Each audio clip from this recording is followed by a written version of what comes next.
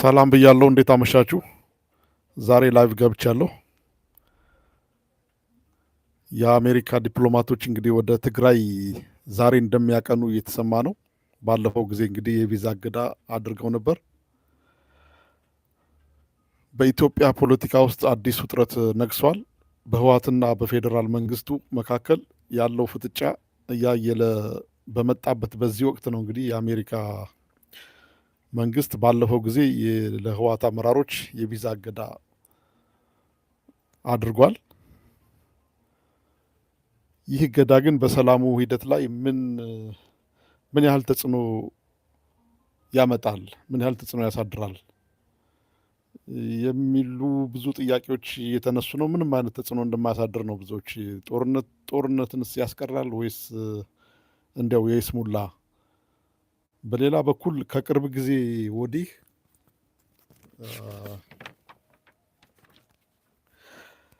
በማህበራዊ ሚዲያና በፖለቲካው መድረክ ከፍተኛ ጭቅጭቅ ያስነሳው የፋኖና የህወሓት ጥምረት ወሬ እውነታነት ምንድን ነው የሚለውን ለማየት እንሞክራለን። እንግዲህ በዚህ ቪዲዮ ወቅታዊን መረጃና ጥልቅ ትንታኔ ይዤላችሁ ቀርብ ያለው ማለት ነው።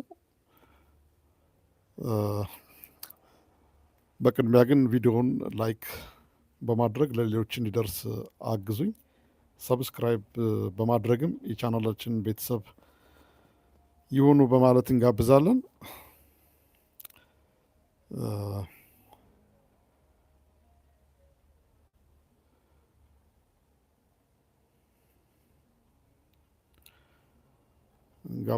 እንግዲህ ጤና ይስጥልኝ እንደገና ውድ የቻናሌ ቤተሰቦች።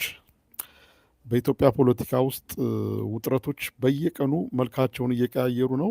ዛሬ ደግሞ ሁለት ትልልቅና አነጋጋሪ አጀንዳዎችን ይዘንላችሁ መጥተናል። አጀንዳው በህወሓትና በፌዴራሉ መንግስቱ መካከል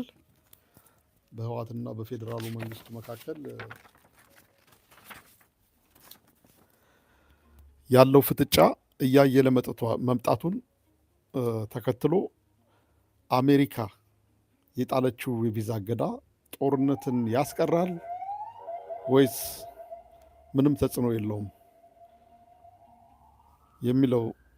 የሚለው ነገር በጣም አነጋጋሪ ሆኗል። ሁለተኛውና በሰፊው እያጨቃጨቀ ያለው በህወሓትና በፋኖ መካከል የተፈጠረው ጥምረት ነው።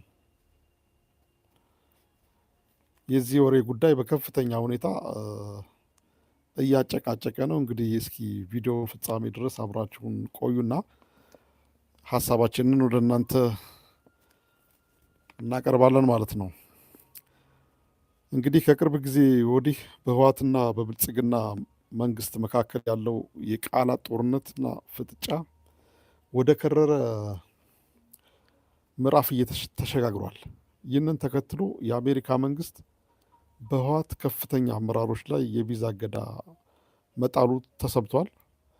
ነገር ግን ብዙ የፖለቲካ ተንታኞች እንደሚሉት ከሆነ ይህ አሜሪካ ውሳኔ በጣም አላር ምንም ማድረግ እንደማይችል ልክ የጀርባ ህመምን በቅባት የመታሸት ያህል የመታሸት ያህል ነው ይላሉ። ለምን ካላችሁ እገዳው መሬት ላይ ያለውን እውነታ አይቀይረውም። ይህ እገዳ አዲስ ጦርነት ሊቀሰቀስ አሁን ላይ ጫፍ ላይ የደረሰውን ነገር አያስቀርም። በሀገሪቱ ፖለቲካ ላይም የሚያመጣው ምንም አይነት ተጽዕኖ የለም የሚሉ ድምጾች በሰፊው ጎልተው እየተሰሙ ነው።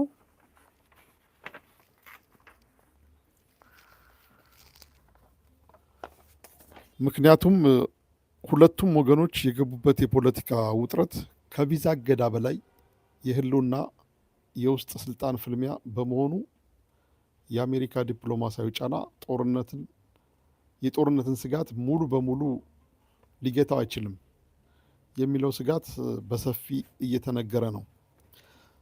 እንግዲህ ከዚህም አንጻር ነው ባለፈው ያው የቪዛ እገዳውን ካደረጉ በኋላ እንደገና አሁን በዛሬው ዕለት ይህን ወደ እናንተ እያወራው ባለሁበት ወቅት የአሜሪካን ዲፕሎማቶች ወደ መቀሌ እያቀኑ ነው ወይም ሊያቀኑ በዝግጅት ላይ ናቸው። ኢትዮጵያ እንደገቡ ነው የሚደርሰን መረጃ።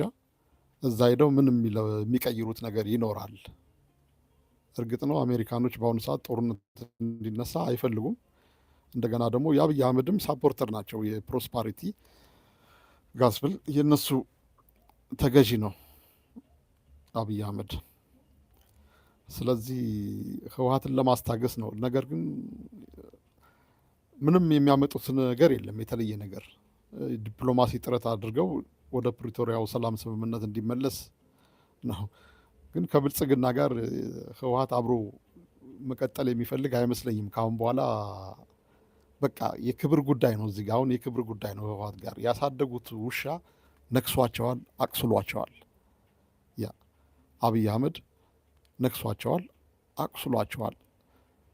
የኢትዮጵያን ህዝብ ሁሉ ብዙውን አስተባብሮ ወግቷቸዋል። አሁን ላይ ደግሞ እንደገና ጊዜ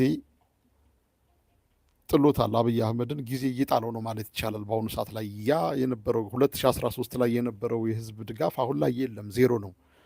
አሁን ላይ የአማራ ታጣቂዎችም ራሳቸው ነፍጥ አንስተው ወደ መንግስት ዙረዋል። ኦነግም እንደዚሁ፣ ሌሎች ታጣቂዎችም በያሉበት በአጠቃላይ አሁን ላይ በብልጽግና ፓርቲ ማዕቀፍ ውስጥ ካሉት በስተቀር እና እንዲሁ የተገዙ ካድሬዎች በስተቀር በተጨባጭ መሬት ላይ ይሄ ነው የሚለው ደጋፊ የለውም አብይ አህመድ። ስለዚህ አሁን ላይ ህወሓት በዛን ወቅት እንኳን ያ ሁሉ ድጋፍ እያለው ደብረ ብርሃን ድረስ መምጣት ችሏል። አሁን ላይ ግን ከሁሉም ጋር ንጥለውታል፣ ብቻውን አስቀርተውታል ህወሓቶች። ስለዚህ አሁን ላይ የመምጣት ፍላጎታቸው ከፍተኛ ነው። እንደገና በእርግጠኝነትም ደግሞ እንደሚሳካላቸው ነው። በተለይ ከፋኖ ጋር ከተጣመሩ ማለት ነው። ፋኖ ብቻውን የሚያመጣው ነገር የለም፣ የሚያመጣው ለውጥ የለም። ከህወሓት ጋር ተጣምረው አንዱ ነው መምጣት ነው። ይህን የሁለቱም ጥላት ስለሆነ ወልቃይትና የራያ ጉዳይ ነው የሚያጨቃጭቃቸው። እዚህ ላይ የሆነ መቋጫ አድርገው ከወልቃይትና ከራያ በላይ የሆነ በህልውናቸው ላይ የተጋረጠ ስጋት አለ። ይህን ለማስወገድ አብረው መዝመት አለባቸው ነው ይህን እይታ የሚታየኝ፣ እንደሱ ነው ማለት ነው። ስለዚህ እንግዲህ የአሜሪካ ዲፕሎማቶች ሄደው የሚቀይሩት ነገር ካለ አብረን የምናየው ይሆናል። ነገ ከነገ ወዲያ እንሰማለን። መልሰን ወደ እናንተ ይዘን እንመጣለን ማለት ነው። በሁለተኛ ያስኩት እንግዲህ ወደ ሁለተኛውና የብዙዎችን ቅንድብ ወደ አስገረመው አጀንዳ እንለፍ። አዎ እንግዲህ የብዙዎችን ቅንድባቸውን ያንቀጠቀጠው ያስገረመው ማለት ነው አጀንዳ ስናልፍ የፋኖና የህወሓት ጥምረት ነው። የኔም ትልቁ አጀንዳ ይሄ ነው፣ የፋኖና የህወሓት ጥምረት ነው። እኔ በበኩሌ ምንድን ነው የታጠቁ ኃይሎችን ከዚህ በፊት አልደግፍም። አሁንም ቢሆን ጽንፍ የያዘ ድጋፍ ውስጥ አይደለሁም። ነገር ግን ይሄ ካለው መንግስት የተሻለ ነገር ይዘው ሊመጡ ይችላሉ እንጂ የኔ ፍላጎት ግን ህዝባዊ መንግስት አለ አይደል? በህዝባዊ አመፅ የሚገረሰስ መንግስት፣ ከዛ በኋላ በሽግግር መንግስት ህዝብ ራሱ ሊመርጠው የሚችል በፈለገው ጊዜ ደግሞ ሊያወርደው የሚችል መንግስት ቢኖረን ነበር እኔ የምመርጠው። ነገር ግን ይህን ለማድረግ የሚያስችል ህዝባችን እኛ በአጠቃላይ ሞራል የለንም። እንደ ሌሎች የአፍሪካ ሀገሮች፣ ጎረቤት ሀገሮች እንደ ኬንያ ሳንቲም 15 ሳንቲም 20 ሳንቲም ተጨመረብን ብለው እንደዛ ቀውጤ እንደሚያደርጉት የኢትዮጵያ ህዝብ የሁሉ ጭቆና፣ የሁሉ መገፋት፣ የሁሉ ሰቆቃ እየደረሰበት ዝም ብሎ እየተረገጠ እየሞተ እየተገደለ እያለቀሰ በቃ ምንም አይነት ለውጥ ማምጣት አይዶን ነው። የሞራል ልናችን በጣም የወረደ ነው። ይህን ማድረግ አይቻልም።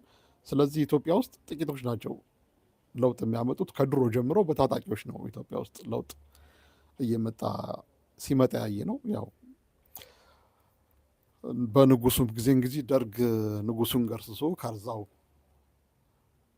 አንጃውን ወጥቶ ንጉሱን ደርሶ በኋላም የደርግ ስርዓት መስርቶ ለ17 ዓመት ያህል በወታደራዊ ስርዓት ተገዝታለች። ቢሆንም ግን ደርግ ውስጣዊ ሰላሙን በሚገባ ኮሽ ሳይል አስጠብቆ ሰላማዊ ህዝብ በነፃነት ምንም ድህነቱ ሌላው ነገር እንዳለው ነው። ግን ሰዎች እርስ በርስ ማንም በማንም ላይ ምንም ማድረግ አይችልም። በጣም ነበር ስርዓቱ፣ የፖሊሱ የምኑ ቁጥጥሩ በጣም የጠበቀ ነበረ። በኢትዮጵያ ሉዓላዊነትም አይደራደርም፣ የታወቀ ነው። መጨረሻ ላይ ግን ያው ህወሓት ኢህአዴግ ብዙ ኢትዮጵያኖችን አስተባብሮ ደርግን ገርስሶ እንግዲህ የግንቦት ሃያ ፍሬዎች ደግሞ መጡ። የግንቦት ሃያ ፍሬዎች ደግሞ ያው ይህን የፌዴራሊዝም ስርዓት ይዘው መጡ። በዘር በጎሳ በጎጥ ከፋፍለው እንደዚህ በክልል አደራጅተው ኢትዮጵያን ዛሬ ላይ ለ20 ዓመት ለ30 ዓመት ትውልዱ በቃ እንደዚህ ግራና ቀኝ ሆኖ እንደማይተዋወቅ ይሄ እኔ ቦታ ነው ያንተ ቦታ ነው ሆኖ የሚገዳደልና እንደዚህ ሆነ። እስላሞችም ደግሞ እንደዚሁ አድብተው መልሰው ኦርቶዶክስን የማጥቃት አይነት ሂደት ላይ ነው አሁን እያየን ያለ ነው። ሙስሊሞች አሁን ላይ እያሳዩት ያለው ነገር ወደፊትም የሆነ እድሉን ካገኙና ቀን ጊዜ የኛ ነው ብለው ባመኑበት ወቅት ኦርቶዶክሳውያንን ለመጨፍጨፍ የተዘጋጁ ናቸው። ይሄ ማለት ግን በሙሉ የኢትዮጵያ ሙስሊሞችን አይወክልም። እንደዚህ ውሃብያ የሚባሉት ጽንፈኞች የሙስሊም ብራዘርስ ተላላኪዎች ማለት ነው። ስለዚህ በእነሱ ላይም ትኩረት ሊደረግ ይገባል። የኢትዮጵያ ኦርቶዶክስ ኃይል አላት። በሚገባ ኃይሏን አስተባብራ እዚህ ጋር ከአሁኑ ነቅታ ልጠብቅ ይገባል። ኢትዮጵያ ውስጥ ሙስሊም ክርስቲያን አንዱ ነው የኖረው፣ ወደፊትም አንዱ ነው እንዲኖር። እነኚህን ግን አጥፊዎች ከወዲሁ ሀይ መባል ካልተቻለ አደገኛ ነው። በዚህ ላይ የመንግስት ሽፋን አለ። መንግስት እንዲህ አይነቱን ነገር ይፈልገዋል። የብልጽግና መንግስት በራሱ አቅም ስለሌለው ህዝብ ለህዝብ እንደዚህ ቀውስ እየተፈጠረ እየተጫጫኸ ወንበሩን በሰው ደም ማጽናት የሚፈልግ መንግስት ነው።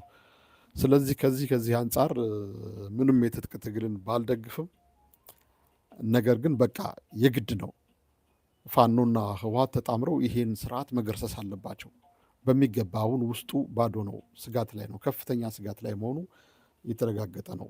ለምንድን ነው ትኩረት ሰጥቶ የአብይ አህመድ መንግስት ወደ ህወሓት ላይ እንደዚህ አሜሪካኖችን ባለፈው ኦባሳንጆን አደራድሩኛ አይነት ነገር ያውቃቸዋል። በቃ ማለት መቋቋም እንደማይችል ያለው ሰራዊት እንግዲህ አንድ የሚተማመንበት ድሮን ነው። ይሄ ድሮን ቴክኖሎጂ ደግሞ በበቂ ሁኔታ ለኢትዮጵያ አዋጭ አይሆንም ለአብይ አህመድ መንግስት። አንደኛ ድሮኑ እንኳ ቢያገኘው አጠቃቀሙ ጂኦግራፊካል የሳተላይት ምስል ታርጌት የማድረጉ ነገር በጣም ኢረር ነው። ተዋጊዎችን አያገኛቸውም። እንዲሁ መኖሪያ ቤቶችን፣ እንስሳ ያለበትን ሰብልን ምናምን ነው የሚያቃጥለው። ድሮንም የሚጨፈጭፈው የመሰረተ ልማቶችን ነው የሚያወድመው። ከዚያ ውጭ ሌላ ምንም ፋይዳ አይኖረውም። ዞሮ ግን አናውቁም ነገር አሁን ብዙዎችን እያስገረመና እያበሳጭም አለ። ብዙዎች ደግሞ በትክክል በፊት በጽንፍ ላይ ቆሞ የነበሩ አሁን ላይ ፋኖና ህወሓት አንድ እንዲሆኑ ይፈልጋል። የፋኖና የህወሓት ጥምረት የማይነኩ የነኩት የማይገናኙት ተገናኙ የሚያሰኝ ወሬ በማህበራዊ ሚዲያ ላይ ሰፊ መነጋገሪያ ሆኗል። ይህ ጉዳይ አሁን ላይ ከፍተኛ ጭቅጭቅ አስነስቷል። በአንድ በኩል ሁለቱም ከፌዴራል መንግስት ጋር ቅሬታ ስላላቸው ስልታዊ በሆነ መንገድ አብረው ሊሰሩ ይችላሉ የሚሉ ግምቶች ቢኖሩም፣ በሌላ በኩል ግን ይህ ጥምረት ፍጹም የሚታሰብና መሬት ላይ እውነታ የሌለው ወሬ ነው የሚሉ ወገኖች ይበረክታሉ። በሁለቱ አካላት መካከል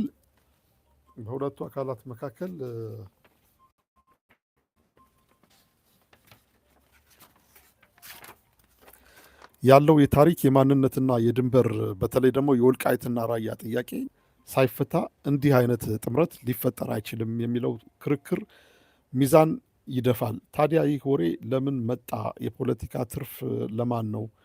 ለተመልካች እድል እንግዲህ ተመልካች ማለት መሬት ላይ ያለው ህዝብ ይህን ነገር እያስተጋቡ ያሉት በተለይ የብልጽግና ካድሬዎች ናቸው በብዛት። እንዴት አንደኛ የብልጽግና መንግስት ሆኖ ወልቃይትን በአማራ ስር አላደረገም። አሁን ምርጫ ተደርጓል። ወልቃይት ውስጥ ምርጫ አልተደረገም። በጀት እየበጀተለት አይደለም።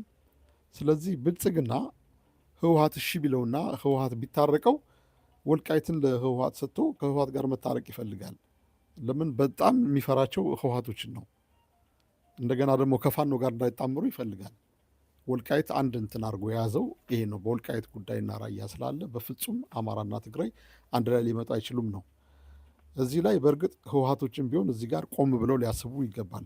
ወልቃይት ራያ የሚሉትን ነገር ትተው ይሄን በዚህ ትልቅ ሴራ ጎንጉኖ የሁለቱን ህዝቦች ለዚህ ደረጃ ላይ ያደረሳቸው ሌላውንም ኢትዮጵያዊ ለዚህ ግጭት ለዚህ ትርምስ ያበቃ መንግስት በትግራይ ውስጥ ወደ 1 ሚሊዮን ሰዎች በዛ ላይ ደግሞ ብዙ መሰረተ ልማቶች እንዲወድሙ ከፍተኛ የሆነ የኤርትራን መንግስት ሁሉ አሰልፎ የውጭ ሀገር ኃይል አሰልፎ እንደዚህ አይነት ነገር ያደረገው ወንጀለኛ በጣም ከሚገባው በላይ በአረመኔ በጭካኔ የዘመተባቸውን የአብይ አህመድን ሰራዊት በአንዱ ነው መታገል። ለሁለቱም ነው ይሄ ለሁለቱም ነው። ለአንድ ወገን ብቻ የሚጠቅም አይደለም። ለትግራዩም ለአማራውም ህዝብ ይጠቅማል። አንደኛ ሁለቱ ህዝቦች ብቻ ሳይሆን ሌላ በኢትዮጵያም ያሉ አሁን ኦነጎች በእርግጥ አሁንም ስቲል የኦሮሞ ነጻነት እንትኖች በሙሉ ልብ አይደለም ወደ አንድነቱ ወደ ጽንዶ የሚባለውም ነገር የሚመጡት።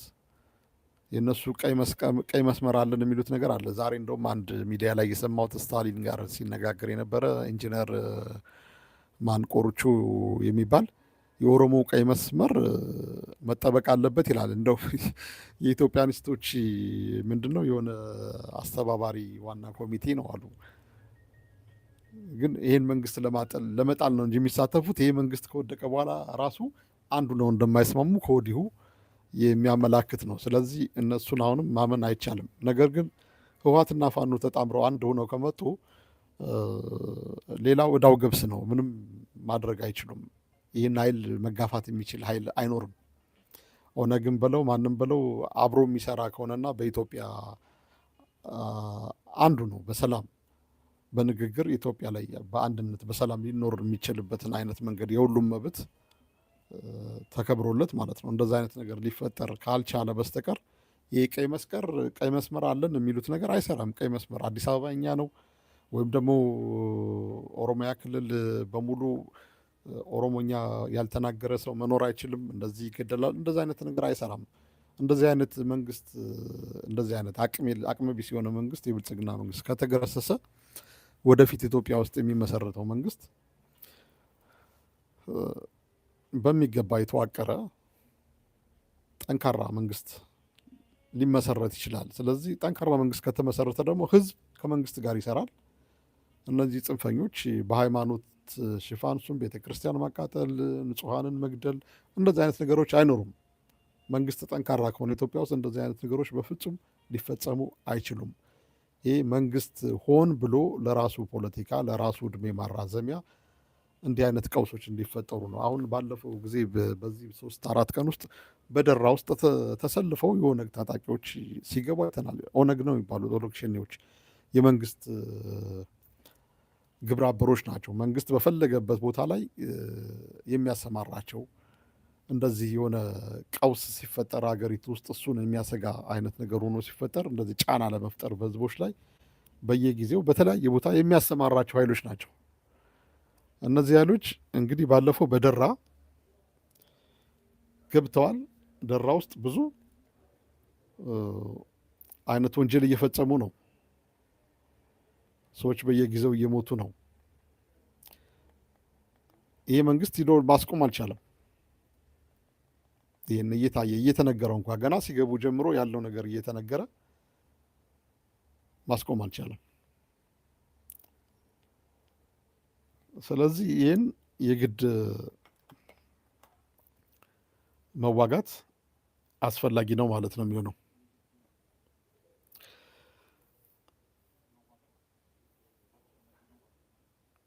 ያ ስለዚህ እስቲ አሁን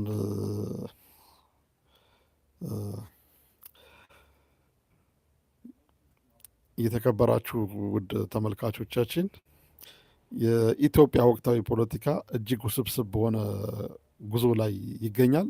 የአሜሪካ እገዳስ የታሰበውን ሰላም ያመጣል? የፋኖና የህወሓት ጥምረት ወሬ ለእርስዎ ምን ይመስሎታል? እውነት ሊሆን ይችላል ወይስ የፖለቲካ ፕሮፓጋንዳ ነው? የእርስዎን ሀሳብ በኮሜንት መስጫ ላይ ጻፉልን። ያ እውነት ነው።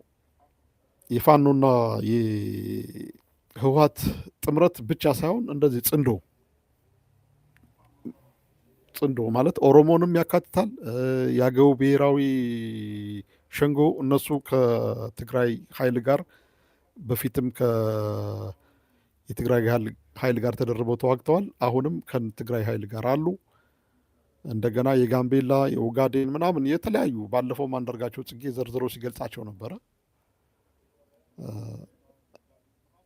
ስለዚህ የግድ ደግሞ አስፈላጊ ስለሆነ ነው፣ እነዚህ መሰብሰብ አስፈላጊ ስለሆነ ነው ኢትዮጵያ ውስጥ መንግስት ለመመስረት። ከዚህ በፊት ህወሓት ብቻውን መጥቶ ወደ አዲስ አበባ ያልገባበት ዋናውና ትልቁ ምክንያት እንቅፋት የሆነው በዛን ወቅት በቃ ሁሉም ህዝብ አክትፍ ብሎ ህወሓትን ጠልቶት ነበር።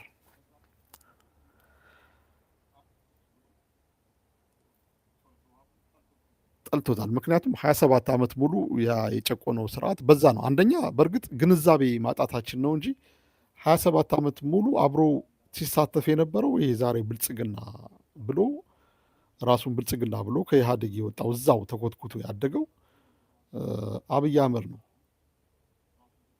አብይ አህመድ ማለት የህወሓት ውሻ ነው፣ ያሳደጉት ውሻ ነው። ስለዚህ ስለሚያውቃቸው እባብ ለእባብ ካብ ለካብ ይባላል። ተንኮላቸውን ስለሚያውቅ እነሱ ጋር አብሮ ስላደገ ነገሮችን መልሶ ከነሱ በልጦ ከፍቶ መጣና በስልጣን ላይ ደግሞ ለረጅም ጊዜ መቆየት ስለሚፈልግ የግዴታ እነሱን ማዳከም ማድቀቅ አለበት።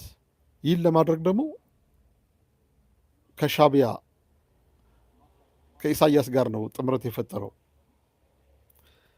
ለምን ከኢሳያስ ጋር ጥምረት ፈጠረ?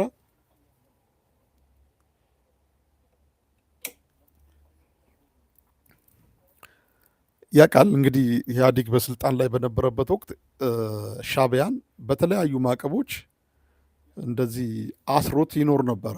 ተገላ ነበር። ከዓለም አቀፉ ህብረተሰብ ተገላ ነው ኤርትራ የኖረችው። በዚህ ላይ ከፍተኛ ቂም እንግዲህ ሻዕቢያና ህወሓት በትግል ላይ አብረው ብዙ መስዋዕትነት ከፍለዋል። ሻዕቢያም ለህወሓት ከፍተኛ አስተዋጽኦ አድርጓል። ህወሓትም ደግሞ ሻዕቢያ በጠፋበት ወቅት እንግዲህ እንደምንሰማው ታሪክ ናቅፋ ላይ የህወሓት ታጣቂዎች ደርሰው ህወሓትን እድሜ እንዲቀጥል ማለት ሻዕቢያን እንደገና እንዲያንሰራራ አድርገውታል። በዛን ወቅት ህወሓቶች ባይረዱት ሻዕቢያ አሁን ላይ የለም ነበር ይላሉ እንግዲህ በወቅቱ የነበሩ ታሪክ አዋቂዎች ሲናገሩ ማለት ነው። ነገር ግን ያ ሁሉ አልፎ ኢትዮጵያን ማለት የደርግ መንግስት ከተገረሰሰ በኋላ ኢትዮጵያን ከተቆጣጠሩ በኋላ ኤርትራ ሪፈረንደም አደረገች፣ ራሷን አገር አደረገች። እውቅናው ደግሞ ራሳቸውን መለስ ዜናዊ ሰጡ። ይባስ ብለው ደግሞ ኢትዮጵያን ኤርትራን ለማቋቋም ሲባል የአሰብ ወደብ ቀይ ባህርንም አስረከቡ፣ ፈርመው ሰጡ። ይህ በጣም ስቲል እስካሁን ድረስ ህወሓቶችን እኔ አሁን ህወሓቶች ብዙ ነገር አድርገዋል ይባላል። በፖለቲካ አስረዋል፣ ሃይላንድ አንጠልጥለዋል፣ ዘቅዝቀዋል፣ ቶርች አድርገዋል፣ ማዕከላዊ ምናምን ብዙ ነገር ይባላል። እኔ ግን በጣም አብዝቼ ህወሓቶች የምጠላቸው በቃ ቀይ ባህርን አሳልፈው ለኤርትራ አንደኛ ኤርትራ ኦኬ እሺ ኤርትራ መገንጠልስ እሺ ይሁን፣ የሆነ ምክንያት ይኖራቸው። ከምኒልክ ጊዜ ጀምሮ ከውጫሌ ውል ጀምሮ ምኒልክ ጨርሶ ከመረብ አልፎ ስላልሄደ ለጣሊያኖች አስረክቦ ወደዚህ ስለተመለሰ ከዛን ወቅት ጀምሮ ኤርትራ ተገነጠለች። እንደዚህ አይነት የሚባል የሆነ ትርክት አለ።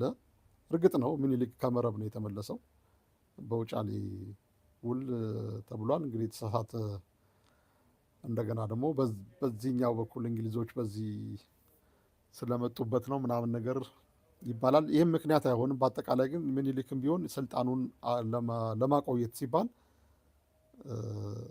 ከመረብ ወደዛ መሄድ አልፈለገም። ከመረብ ወደዚህ ነው ነፃ አድርጎ የተመለሰው ማለት ነው። ኤርትራ ተገነጠለች። ኦኬ። ቀይ ባህር ግን እንዲሄድ መደረግ የለበትም ነበር። ቀይ ባህር የኢትዮጵያ ነው። ይባስ ብሎ ደግሞ እኔ በዛን ወቅት አስታውሳለሁ አሰብ ውስጥ እኖር ነበር። 7ቱን ዓመት ኤርትራ እንደውም በቡና አስመጭና ላኪ ቡና ላኪ በኤክስፖርት በማድረግ በቡና ከኢትዮጵያ በልጣ ነበር በደረጃ ማለት ነው። እንግዲህ የኢትዮጵያ ቡና ነው ኤርትራ ውስጥ ተጠራቅሞ እኔ አስታውሳለሁ አውቃለሁ። እዛ የሆነ መጋዘን ውስጥ ከኢትዮጵያ እየመጣ ይጠራቀማል። ከዛ በኋላ በመርከብ እየተሞላ ኤክስፖርት ይደረጋል በኤርትራ ስም ማለት ነው። ኤርትራ ውስጥ እኮ ቡና የሚባል ነገር የለም፣ አይበቅልም። ግን እንደዚህ ድረስ ደረጃ ሁሉ እስክትይዝ ድረስ በአጠቃላይ የኢትዮጵያ መርከቦች የሚያገለግሉት ለኤርትራ ነበር በዛን ወቅት። በእርግጥ አንዳንድ ተጋዮች ነበሩ በኢትዮጵያ ኮሚኒቲ ውስጥ የነበሩ ማለት ነው። እነሱ ይጋፈጡ ነበር። ለምን በኢትዮጵያ መርከብ የሚመጣ እንደገና ወደ ምጽዋ ለምን ተጭኖ ይሄዳል? አንደኛ ነገር ቀረጥ ይከፈላል። የኢትዮጵያ መኪናዎች ከገቡበት ቀን ጀምሮ ነው ቀረጥ የሚከፍሉት። እስኪወጡ ጭነው እስኪወጡ ድረስ የማደሪያ የምን ቀረጥ ሁሉ ነገር ይከፈላል። የኮቴ በቃ በጣም ዝም ብሎ እንትን ነገር የለም። በጣም ጥብቅ ነበር የሻዕቢያ መንግስት።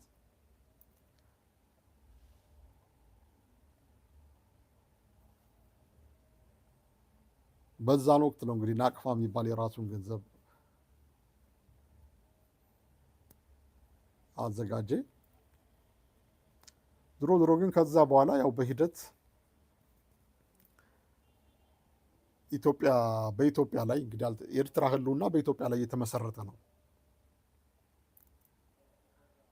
ኤርትራም አገር ሁና አብረው ለመዝረፍ ነው እንግዲህ አብረው እየዘረፉ በቃ ነበር ሀሳባቸው። ግን አልተስማሙም ሁለቱ በራሳቸው ያለ መስማማት። ከዛ በኋላ ያው ኤርትራኖችን ወደ ጦርነት ውስጥ ተገባ። ኢትዮጵያውያን ዘመቱ። የመለስ ዜናዊ ቅስቀሳ ያኔ አስተባብሮ ከዛ በኋላ የኤርትራ ጦር ወደ ዘልቆ ገብቶ እንደነበረ ይታወቃል በትግራይ። ከዛ ውጭ ግን የደርግ ወታደር ሳይቀር ሁሉ ተመልሶ ሂዶ የኤርትራን ጦር ወደ ነበረበት መለሱ። ኤርትራን መቆጣጠር ይቻል ነበር በዛን ወቅት። ነገር ግን የኤርትራ ህልውና ተጠብቆ እንዲኖር ስለሚፈልጉ እንደዚሁ ብቻ እንትኑን ብቻ ጥጋቡን ለማስታገስ ብቻ ያደረጉት ነገር ነው። እነ መለስ ዜናዊ መልሰው ሰራዊቱ እንዲመለስ ነው ያደረጉት። ለምን? የኤርትራ ህልውና እንዲቀጥል ይፈልጋሉ። ከዛ ውጭ ግን በማዕቀብ በምን ተጠለፉ። ኤርትራም እንደዚህ የተለያዩ የኢትዮጵያ ፖለቲካ ኃይሎችን በማሰልጠን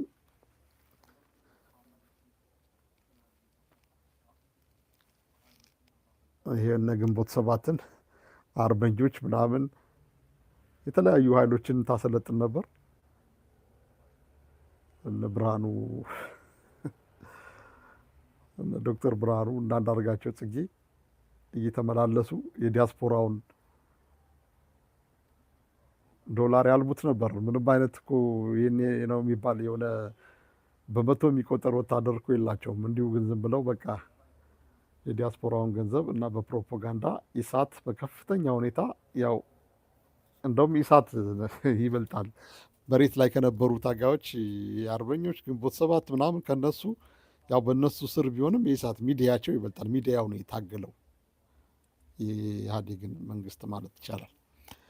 ዞሮ ግን ህወሓቶችን ምንድነው እኔ የምጠላቸው በዚህ ነው። በቀይ ባህርና አሳልፈው ስለሰጡ ብቻ ነው። አንድ የኢትዮጵያን ሀብት አሳልፈው ለኤርትራ ሰጥተው ኢትዮጵያ ወደብ አልባ አገር ማድረጋቸው ይሄ ከፍተኛ ምንም ይቅር የማይባል እንትን ነው። ከዚያ ውጭ ግን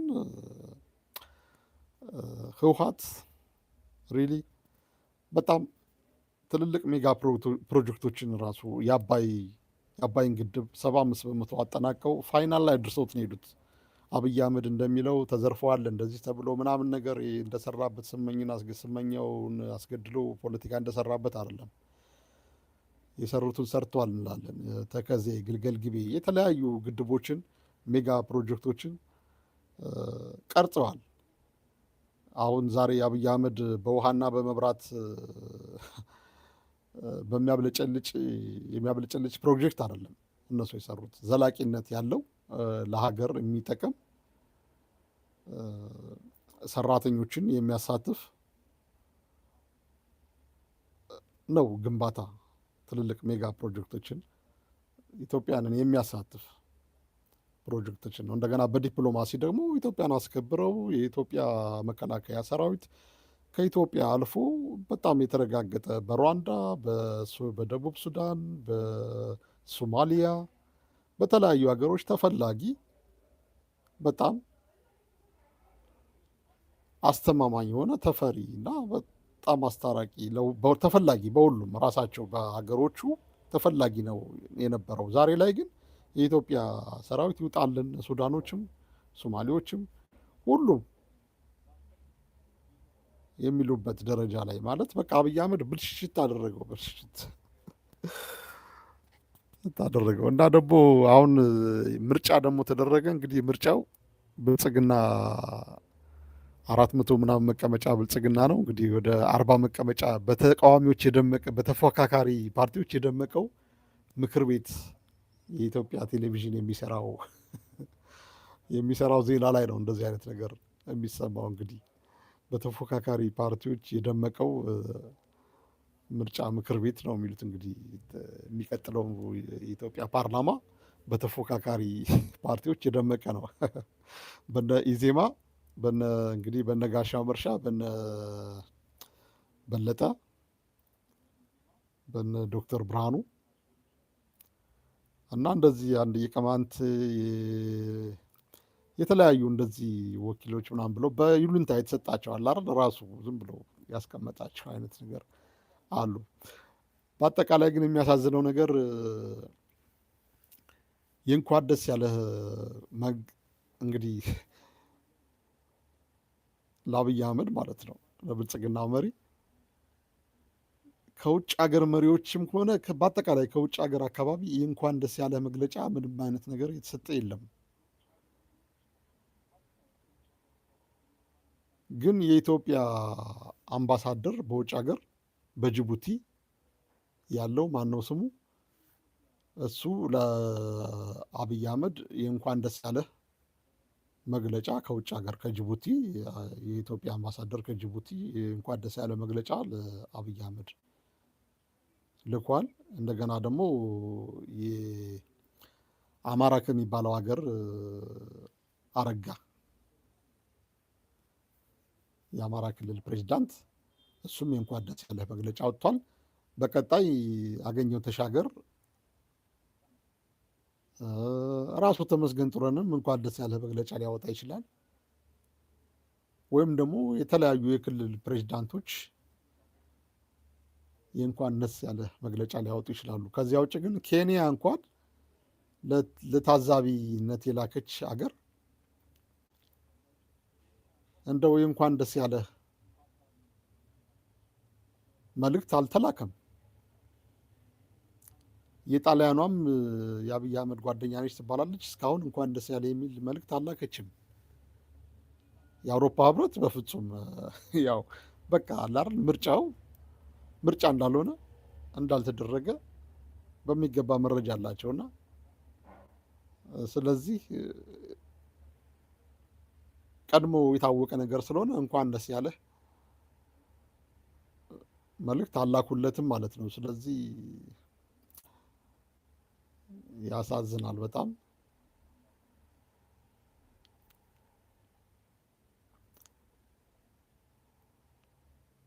ከዚያ ውጭ እንግዲህ 50 ሚሊዮን ካርድ ተወስዶ ነበር። እንግዲህ ከ98 ነው 95% በላይ የሚሆነው መርጧል፣ የወሰደውን ካርድ መርጧል ነው እያሉን ያሉት።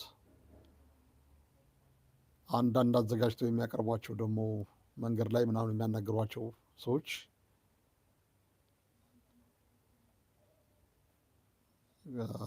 ድምፃችንን ሰጥተናል፣ ውጤቱንም አይተናል፣ በጣም ደስ ብሎናል፣ ውጤቱን ስናይ በጣም ደስ ነው ያለን ይላሉ። እንዴት በምን አይነት መልኩ እንዳዩት ውጤቱን አይዶን ነው። የተቃዋሚ ፓርቲዎችም መኖራቸውን አረጋግጠናል። በጣም ፍትሐዊ ነበር፣ ዲሞክራሲያዊ ነው፣ ኢትዮጵያ እንደዚህ አይነት ምርጫ አካሄድ አታውቅም እያሉ የሚነዙት ነገር አለ። በአጠቃላይ ግን አሁን ላይ የብልጽግና መንግስት ጨልሟል። በቃ ከዚህ በኋላ ብዙ መሄድ አይችልም። በእርግጠኝነት መናገር የሚቻለው በቃ ምንም እንኳን ለኢትዮጵያ ሕዝብ የሚፈልገውን አይነት ዲሞክራሲ ባያገኝም ግን ህወሓት፣ ፋኖ፣ እንደገና ሌሎች የትግራይ ኃይሎች እንደዚህ ማስተዳደር ይችላሉ፣ ስርዓት መዘርጋት ይችላሉ። እንደው በቅንነት ትግራይን ሀገር እናደርጋለን የሚሉትን ነገር ትተው ከዚህ በፊት ይህን የብሔር ፖለቲካ ይህን ፌዴራሊዝም ስርዓት አንጥተን ኢትዮጵያ ውስጥ ራሳችንም ተጎጂ ሆነናል። ለትግራይ ህዝብም ለራሳችንም የሚጠቅም ስርዓት አይደለም ይዘን የመጣ ነው። በጊዜው በስልጣን ላይ በነበርንበት ወቅት አልታወቀንም ነበር። ከስልጣን ከተወገድን በኋላ ግን የደረሰብንን ነገር አይተናል። ስለዚህ አሁን ደግሞ በድጋሜ እድሉን ካገኘን የነበረችውን ኢትዮጵያን በተለየ ሲስተም ይህን ስርዓት ከዚህ ከብሔር ፌዴራሊዝም ነፃ ሆኖ በኢትዮጵያ ስር መብቶች ግን ሁሉም የሁሉም ብሔሮች መብት እንዲከበር በቋንቋቸው እንዲማሩ የትም ቦታ ላይ ሂደው በፈለጉበት ቋንቋ መማር እንዲችሉ ባህላቸውን፣ ስርዓታቸውን፣ ራሳቸውን በቃ አላር መግለጽ እንዲችሉ መብታቸው ሙሉ በሙሉ እንዲከበር ይህን ደግሞ የሚያስከብሩት ሁሉም በህብረት አንዱ ለአንዱ አይነት ነገር አድርገው ሁሉም ግን በኢትዮጵያ ስር በሲቲዝን በቃ የዜግነት ፖለቲካ ሁሉም ከኢትዮጵያ በታች መሆኑን አውቆ መብቱ ግን እንዲከበርለት ከዚያ ውጭ ግን መሬት የማንም እንዳልሆነ የኦሮሞ፣ የአማራ፣ የትግሬ፣ የአፋር፣ የጉራጌ ምናምን የሚባል ቦታ መሬት እንደሌለ የትኛውን ቦታ ላይ ማንም በተመቸበት ቦታ ላይ መኖር፣ መስራት፣ መነገድ ይችላል። እንደ ኗሪነቱ ደግሞ የሚያስፈልገውን ነገር ፖሊስ መሆን ይችላል፣ አስተዳዳሪ መሆን ይችላል። ሁሉንም ነገር እኩል ምንም አይነት ልዩነት በሌለበት አይነት መልኩ መካፈል የሚችልበት የነበረው አይነት በፊት መብቶች ብቻ ኦሮሞ በኦሮሞነቱ ማክበር የሚፈልገውን ነገር ማሳደግ የሚፈልገውን ነገር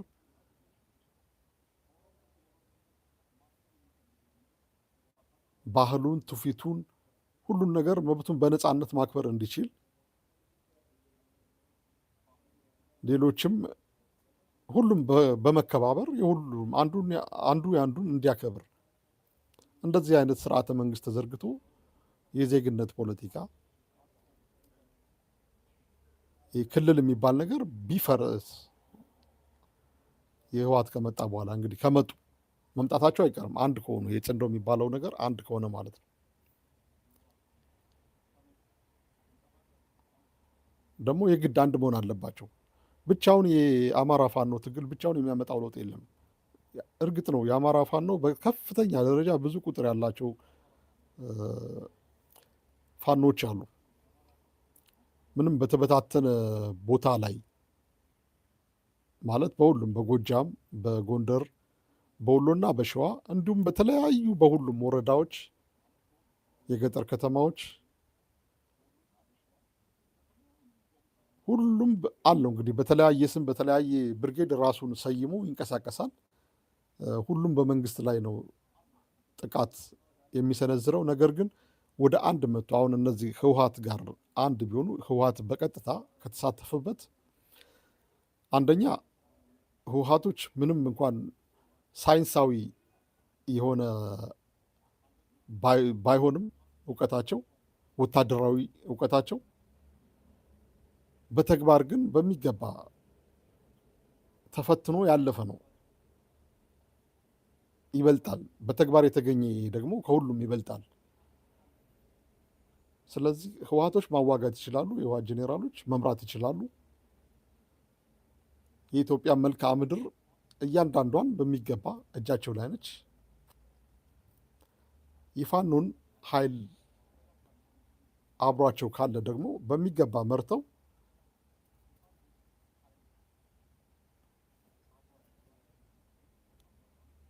የአብይ አህመድ መንግስትን በዚህ እስከ መስከረም ድረስ ማሰናበት ይቻላል በሚገባ።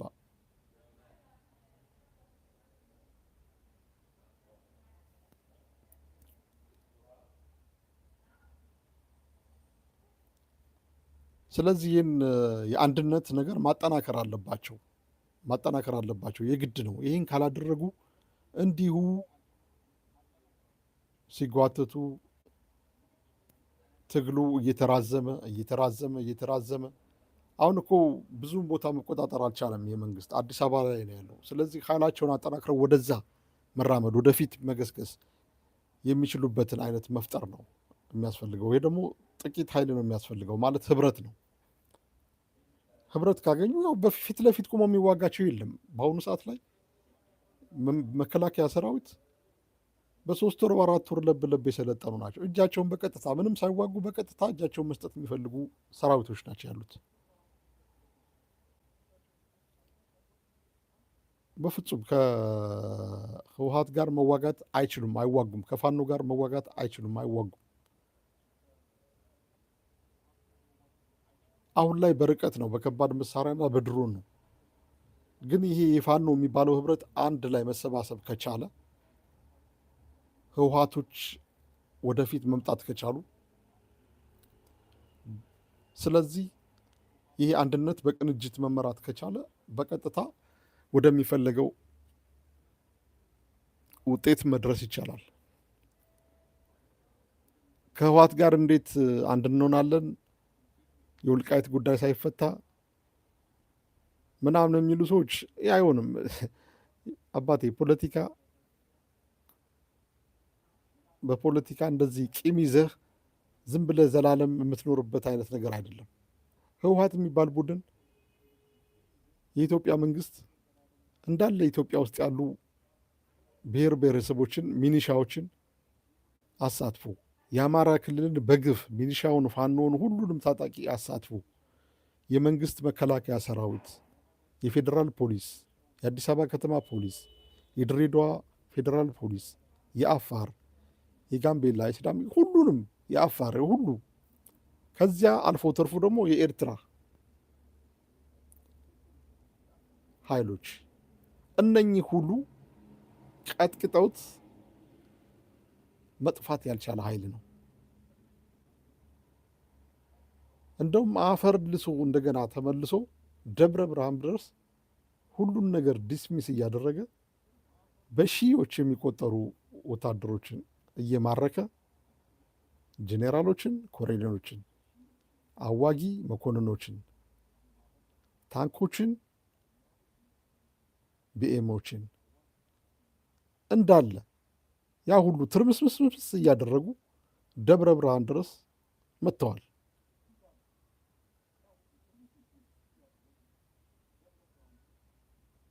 በዛን ወቅት ማለት ነው። እነኚህ ኃይሎች ዛሬ ላይ እንዴት ነው ህወሓትን ማጥፋት የሚችል ኃይል ከየት ይመጣል? አሁን ላይ ቢያንስ በመቶ ሺህ የሚቆጠር ሰራዊት አላቸው። በሱዳንም አካባቢ አላቸው። በዛ ላይ ብቃት፣ ልምድ ያለው ሰራዊት ነው። በትክክል መዋጋት የሚችል ሰራዊት ነው ያላቸው። ማዋጋት የሚችል ደግሞ አመራር ነው ያላቸው።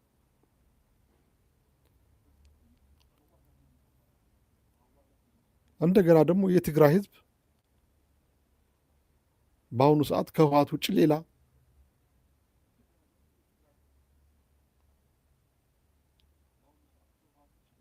ሊደግፈው የሚችለው ኃይል የለም። ያ ሁሉ ወረራ ሲሄድና የትግራይ መሰረተ ልማቶችን ሲወድሙ የተከላከለው፣ ለመከላከል የሞከረው ህወሓት ነው። የፌዴራል መንግስት ሂዶ ህወሓትን ሳይሆን ያጠፋው የትግራይን መሰረተ ልማት ነው ያወደመው። በሻሻ አድርገናታል ትግራይን ብሎ ነው የተመለሰው። ስለዚህ ዛሬ ላይ የትግራይ ህዝብ ህወሓትን ይደግፋል። ስለዚህ የተለየ ጥላቻ ህወሓት ላይ ሊኖርህ የሚችለው በምን አይነት መልኩ ነው? ከብአዴን ጋር እኮ አብረህ ሰርተሃል። ከብአዴን ጋር አብረህ ሆነህ እኮ ወደ ህወሓትን ለማጥፋት ዘምተሃል። ብአዴን ማለት እኮ ዋናው በተለይ አማራውን ከህወሓት ጋር አብሮ መጥቶ ወልቃይትንም ሆነ ራያንም አሳልፎ የሰጠ ብአዴን ነው። 27 ዓመት ሙሉ ያስቀጠቀጠህ የአማራ ወኪል ነኝ ብሎ የተቀመጠው ብአዴን ነው። ዛሬም ከብልጽግና ጋር ያለው ያው ብአዴን ነው። ነገር ግን በጊዜው ህወሓት ወደ መቀሌ በገባበት ወቅት ከብልጽግና ጋር ሆነህ ብአዴን ጋር ሆነህ ህወሓትን ለመውጋት ሞክረሃል እንጂ ብአዴንን ልታገል አላልክም በጊዜው።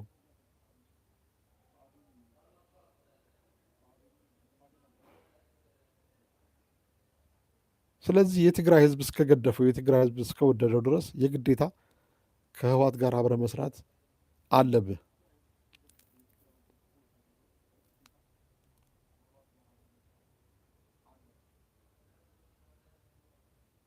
ህወሓቶች በእርግጠኝነት የማንንም ትብብር አይፈልጉም። ለራሳቸው መሆን ይችላሉ።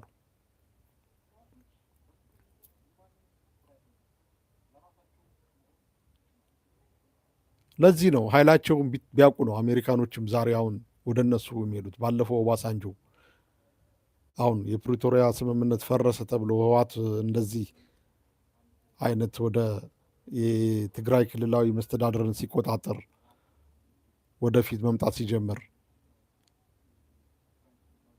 ለምንድን ነው በዚህ ልክ ከ3 ዓመት በላይ ሆነ የፋኖ ትግል? የአሜሪካ መንግስት ወይም ሌሎች መጥተው ምንም ያደረጉት ነገር የለም። ትኩረት አልተሰጠም። ህወሓት ግን ይታወቃል፣ ትኩረት አለው፣ ኃይሉም ይታወቃል። ደብረ ብርሃን ድረስ መጥቶ የታየ ኃይል ነው። ብቻውን ስለሆነ ግን ምንም ማድረግ ስለማይችል ከዛ ተመልሷል።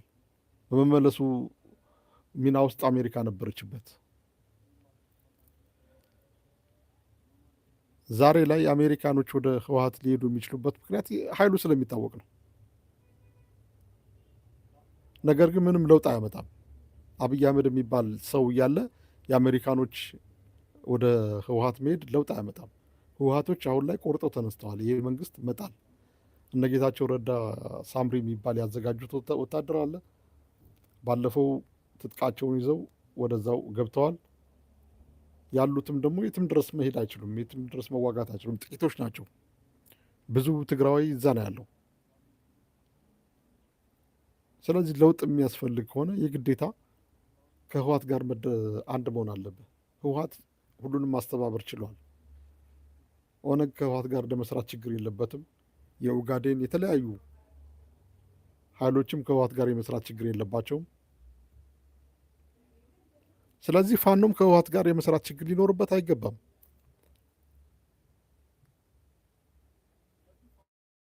ትናንትና ላይ ቆመህ ልትቀር አይገባም። ወልቃይት ዝሮ ዝሮ አሁንም ቢሆን በፌዴራል መንግስት ነው። የፌዴራል መንግስት ቁማር ነው። ራያም እንደዚሁ።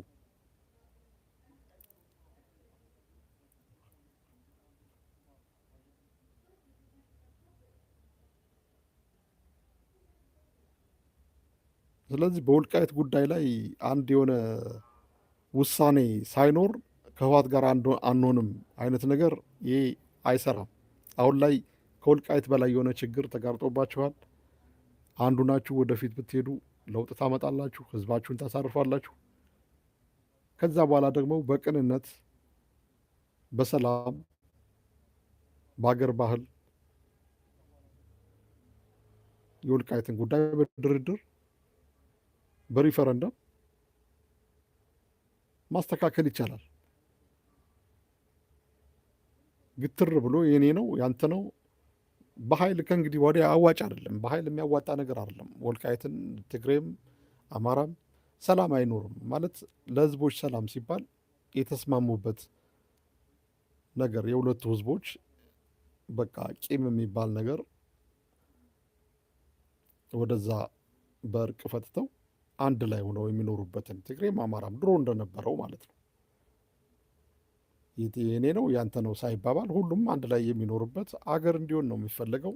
ወደፊት ሰላም ሊያወርድ የሚችለውም ይሄ ብቻ ነው። ይሄና ይሄ ብቻ ነው። ከዛ ውጭ ያለው ነገር በፍጹም አይሆንም። አሁን ላይ ግን ከወልቃይት ከራያ በላይ የሆነ በቃ ትልቅ ሃይማኖትህን፣ ባህልህን፣ አንተነትህን፣ ታሪክህን፣ ሁለ ነገርህን ሊያጠፋ የተነሳ ኃይል አለ።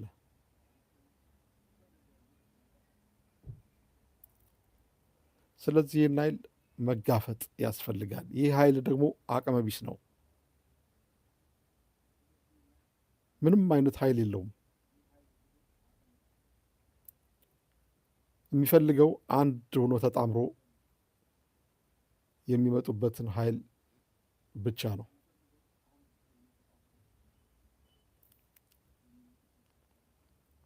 በፍጹም መቋቋም አይችልም። አሁን ካድሬዎች በሚገባ ሚዲያ ላይ ነው የተለያየ ይነዛሉ፣ የተለያየ ነገር ፕሮፓጋንዳ ይሰራሉ። የሚማረከውን ወታደር እያየነው ነው። በየጊዜው እጅ የሚሰጡት ሰራዊቶች እያየን ነው። በተናጠል በተወሰኑ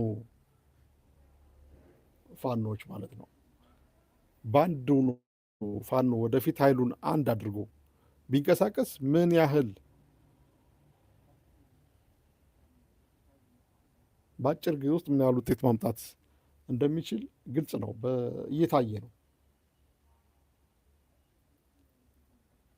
ስለዚህ ያው ሚዲያ ላይ ያሉ ሰዎች ከህወሓት ጋር የማይታሰብ ነው፣ ብአዴን የሄደበትን መንገድ መልሶ መድገም።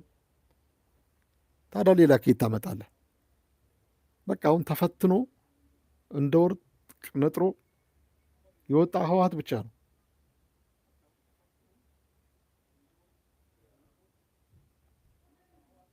ጽኑ የሆነ አቋም ያለው ኃይል ህወሓት ነው።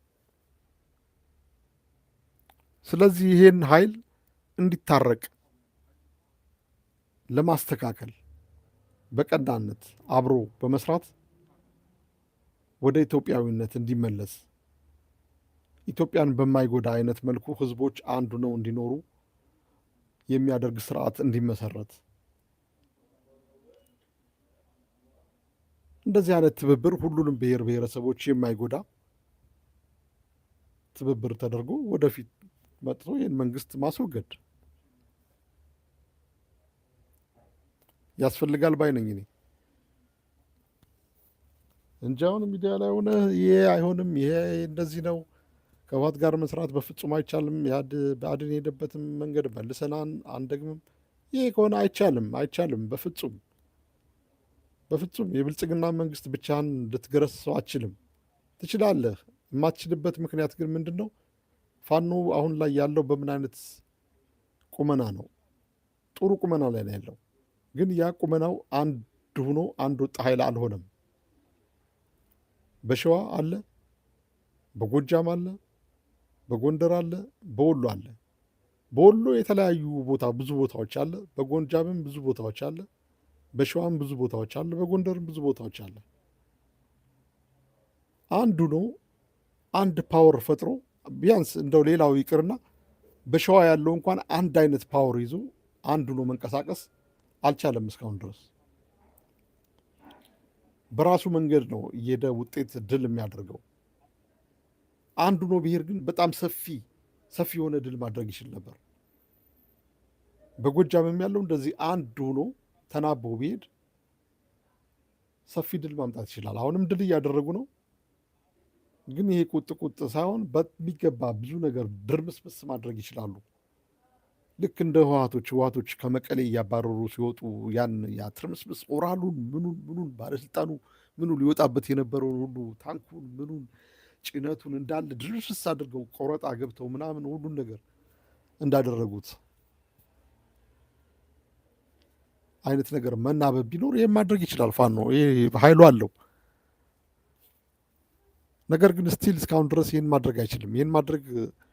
ይህን ባለማድረጉ ደግሞ መከላከያ በየመሃሉ በደሴ አልፎ ፋኖ ካለበት ሀገር እንግዲህ በሸዋ አለ። ሸዋን አልፎ መከላከያ በዛው በሸዋ በተለያዩ ቦታዎች ላይ መካከል ላይ አለ። አልፎ ደሴ አለ። በተለያዩ በደሴ በቦረና ምናምን መካከል ላይ አለ። ላስታ ውስጥ አለ፣ ዋግምራ ውስጥ አለ፣ በተለያዩ ቦታዎች እንደዚህ ወልዲያ አለ፣ በደሴ ዙሪያ ፋኖ አለ። በዚህኛው ደግሞ እንደዚህ በአምባሰል በኩል እንደዚህ ፋኖ አለ። ስለዚህ ይሄ ሁሉ መከላከያ በመሃል አለ። እንግዲህ መከላከያ በተለያዩ አይነት ዘዴዎች ሰራዊትን ያጓጉዛል።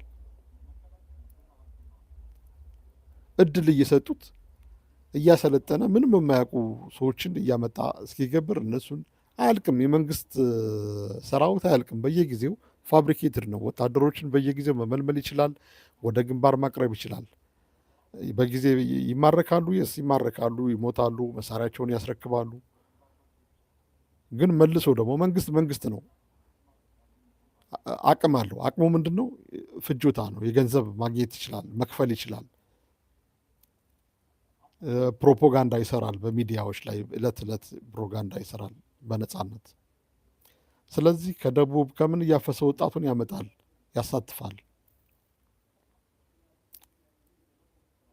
በዚህ ሂደት ውስጥ የተራዘመ ትግል ይሆናል። በዚህ ሁኔታ ላይ ክልሎች ይደቃሉ ማለት ነው። ትግራይ ክልልም ቢሆን በድሮን እየተመላለሰ ይደበድባል። ስለዚህ ትግሉ አንዴ ተጀምሮ በአጭር ጊዜ እንዲቋጭ ነው የሚፈለገው። ይህ እንዲሆን ግን በልበ ሙሉነት የፋኖ አመራሮች ከህወሓት ጋር በግልጽ ተስማምታችሁ ሂዱ። ይህ ወሬ የሚያወራው ምንም የሚያመጣው ነገር የለም፣ የሚያመጣው ለውጥ የለም። ድሮም ቢሆን ኢትዮጵያ ውስጥ ለውጥ የሚመጣው በታጣቂዎች ነው፣ በጥቂት ታጣቂዎች ነው። አሁን አማራን ህዝብ ወክለው ፋኖች እየታገሉ ነው። ፋኖ ማለት ጥቂቱ ነው። ብዙ ህዝብ ዝም ብሎ ነው ያለው። ከብልጽግና ጋር የተወሰኑ አሉ። ብዙ ህዝብ ግን በፍርሃት በምን ተኝቶ ነው ያለው። ወይ ወጥቶ እየታገለ አይደለም፣ ወይ እንትን አይደለም። ዞሮ ዞሮ ግን እነዚህ ጥቂት ታጋዮች ናቸው ወደፊት ነፃ የሚያወጡት። እስከ ዛሬ የሚሆነው ይሄ ነው። ኢህአዴጎች ደርግን ጥለው መጡ። ኢህአዴጎች ግዙፍ አልነበረም፣ ግዙፍ ሰራዊት አልነበረም። የወያኔ ሰራዊት የደርግ ሰራዊት ነበር ግዙፍ የነበረው።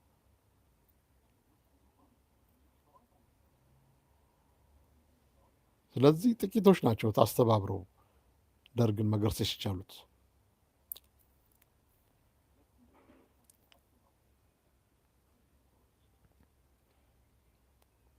ህዝብ በተለያየ አይነት መልኩ ይደግፋል።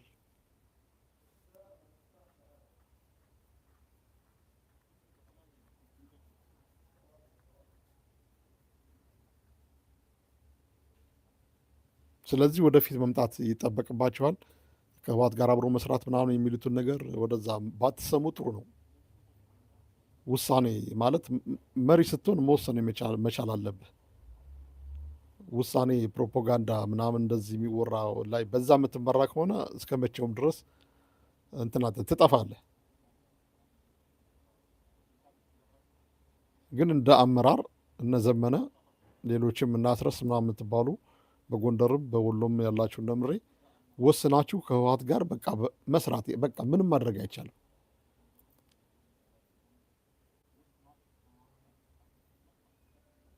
በምን አይነት መልኩ ነው? በመጀመሪያ አሁን ላይ ንግግር ላይ እስከዛሬ መቼም የሆነ ውል ላይ ሳትደርሱ እንደማትቀሩ ነው።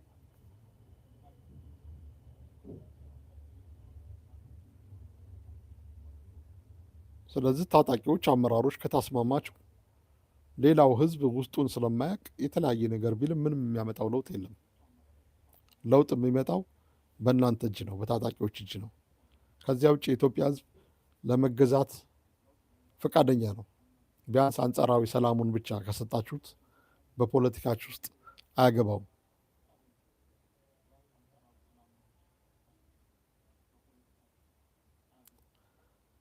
ስለዚህ እባካችሁ አንዱንና ወደፊት ኑ።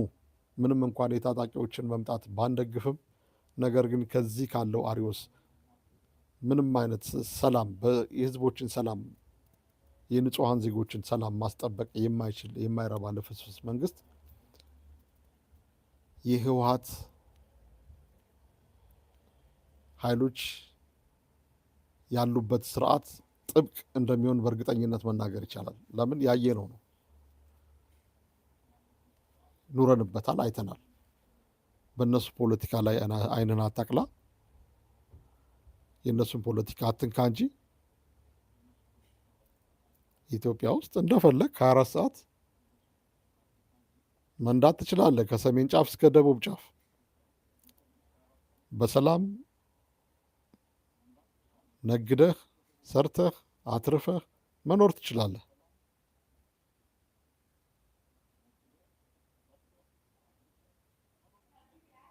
ማንም ትግሬ ነህ ኦሮሞ ነህ እንደዚህ ነህ ብሎ አይገፋህም።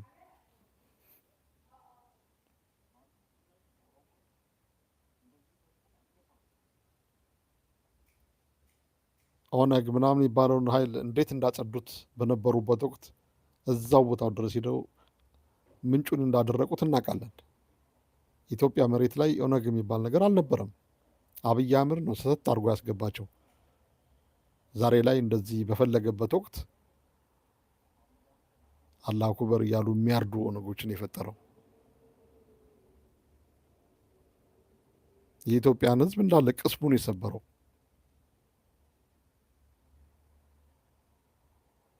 ሁሉንም እንደዚህ አዛብቶ ክብር እንኳን ሰጣቸው የነበሩ አባቶቻችንን እንደዚህ ዛሬ ላይ ቀለው ቅልል አድርገን እንድናያቸው ያደረገን እንድንንቃቸው ያደረገን አብይ አህመድ ነው። እነሱም በአብይ አህመድ ተሳስተው ማለት ነው ልቦናቸው፣ ሀሳባቸው፣ አይምሯቸውን ተነጥቀው ያ ሁሉ የምሸብረብ ብለን ጎንበስ ቀና ብለን የምናከብራቸው በዓይናችን ሙሉ እንኳን ቀጥ ብለን ልናያቸው የማንፈቅድ አባቶቻችን ዛሬ ላይ ከሱ ጋር እንደዚህ በመሞዳሞዳቸው ጠላ ናቸው። እሱም ጉዳቸውን ዘረዘረው። ለመሪነትም ለእረኝነትም እንደማበቁ ነገረን። በየጊዜው ቤተ ክርስቲያን ሲቃጠል 7 ዓመት ሙሉ በአርሲ በወለጋ ምድር ላይ የክርስቲያን ደም ሲፈስ ያላቸውን ኃይል አስተባብረው ምንም ማድረግ አልቻሉም። ከዚሁ ስርዓት ጋር ተደርበው ገንዘብ ሳይቀር እያዋጡ ትግራይን አስወጉ። ዛሬ ላይ የትግራይ ኦርቶዶክስ ተገንጥያለሁ ብሎ አባ ሰላማ ብሎ ራሱን ነጥሎ የራሱን ሲኖዶስ የራሱን ፓትርያርክ አቋቁሞ እየመራ ነው ያለው።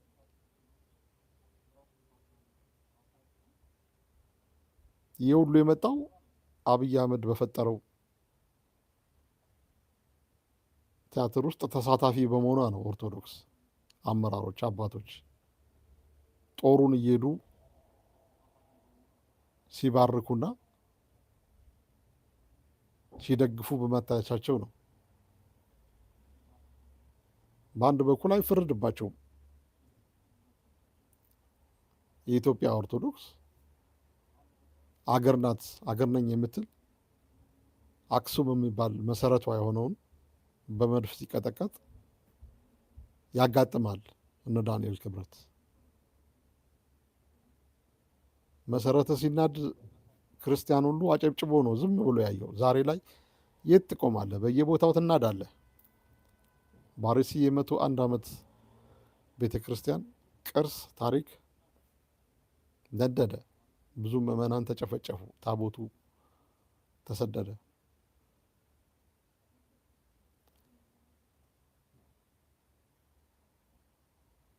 እንዳይጨፈጨፉ ማድረግ ሲችል ግን ከተጨፈጨፉ በኋላ ደግሞ ምንም ማድረግ ያልቻለ መንግስት ደግሞ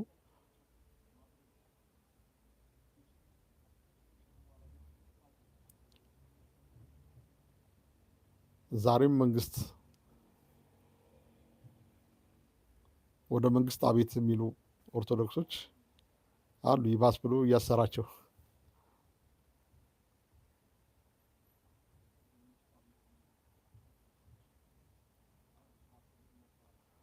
ወደዛ አልገባም። በእርግጥ ያናዳል። ኦርቶዶክስ ራሷን ማዳን ትችላለች። ነገር ግን ብዙ ሆዳም ነው። በልቅሶ በሽብሸባ እንደዚህ የሚቀየር ታሪክ ደግሞ የለም በፍጹም። ይህ ተራ አጉል መመጻደቅ ነው። እንደዚሁ ስሜት ሊኖሩ ይገባል። የምታምነውን የምታመልከውን አምላክ ማወቅ አለብህ። የተከፈለልህን ዋጋ ማወቅ አለብህ። እስከ ቀራንዮ የሚለውን ትርጉም ሊገባ ይገባል። ከዛ ውጭ እየሞትን እንበዛለን እያልክ እየሰበክ እየሞቱ መብዛት የለም። አንተ በየጊዜው የሆነ በደመቀበት ቦታ ላይ ትውላለህ፣ ገንዘብህን ትሰበስባለህ። ምዕመኑ ግን በየጊዜው በየዳር ባሉ አባቶች ይገደላሉ። አንተ ጋር እስካልደረሰ ድረስ እንዲሁ እያጨበጨብክ ዋይ ዋይ እያስባልክ እያስለቀስክ ጉርጉሮ፣ ተረት፣ ግጥም እያስገጠምክ ትቀጥላለህ። በዚህ የሚቆም ነገር የለም በፍጹም። በተለይ እነዚህ አክራሪ ኃይሎች ኃይል ነው ሊያቆማቸው የሚችለው።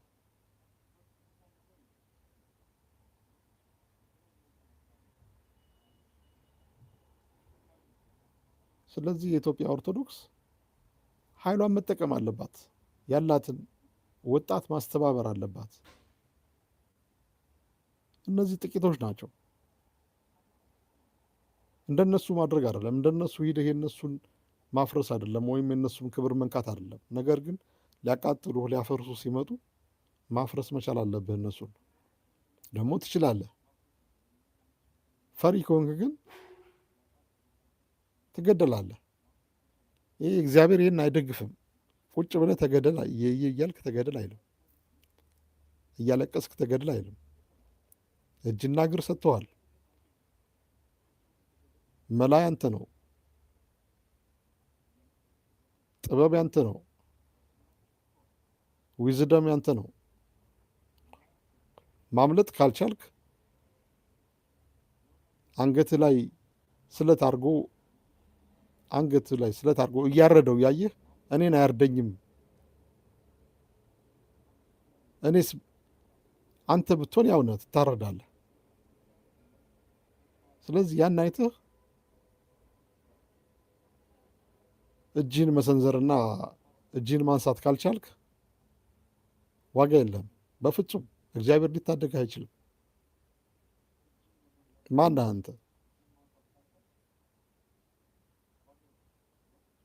ማነህ አንተ? በየትኛው እምነት ጸንተህ ቆመህ ነው?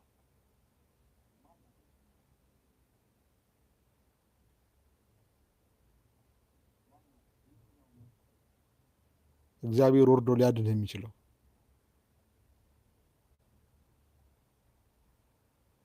ስለዚህ መዋጋት አለብህ። ይሄ ደግሞ ሁሉም ቦታ ላይ ነው። ወደ ኢራቅ ብትሄድ፣ ወደ ሶሪያ ብትሄድ፣ በመካከለኛው ምስራቅ ብትሄድ ያሉት ጥቂት ክርስቲያኖች ራሳቸውን አስከብረው የሚኖሩት ነፍጥ አንስተው ነው። መጀመሪያ ላይ አወደሙባቸው፣ አቃጠሏቸው። ከዛ በኋላ ግን መከላከል ራሳቸውን ጀመሩ። አሁን ላይ በሰላም በአደባባይ በነፃነት ተስማምተው ይኖራሉ። ያ አንተ ቤት ያለው እሳት እኔም ቤት አለ ብለው ስለተነሱ ማለት ነው። ስለዚህ ኦርቶዶክስ ተሰብስበው ጧፍ እያበሩ እየየ ከማለት ወደፊት አንድ እርምጃ መራመድ መቻል አለባት። ምዕመናኖቹ የሃይማኖት አባቶች ይህን ማድረግ ካልቻሉ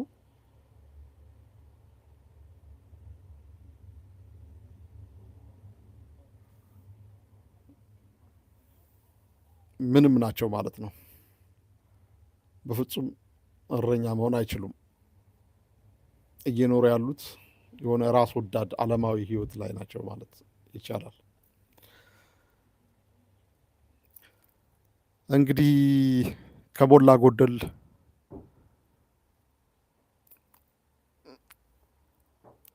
እነኚህን ነገሮች ይዤ ወደ እናንተ ለመምጣት ሞክሬያለሁ።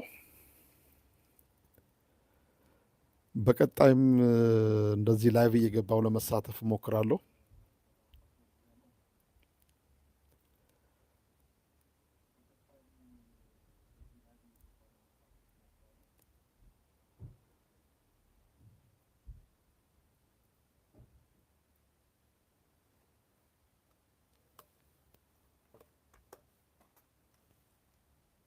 እንዲህ መልካም ናዝራን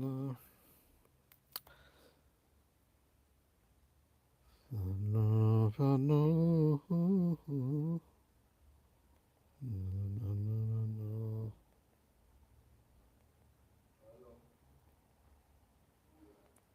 ያ